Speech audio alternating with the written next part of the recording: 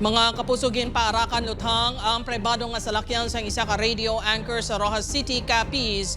Pasado alas 5 kaina sang aga.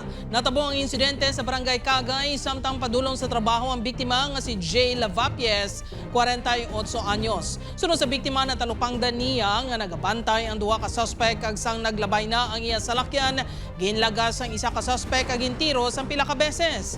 Nakuhaan pa sa CCTV ang insidente. Ginungod kuno sini nga idiretso sa gutter ang salakyan sa kakulba nga lagson pagid siya sa mga suspect kun magdiretso.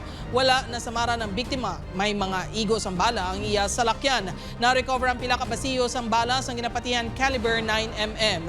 Posible nga may kaangtanan sa trabaho sini ang motibo sa krimen. Ginkondenar sa Presidential Task Force on Media Security ang insidente kag nagmando na sang maid-id nga investigasyon. Nagliligat nga itong mga cyber-libel cases na yun sa Amon, may sa Manila, may sa Muntinlupa,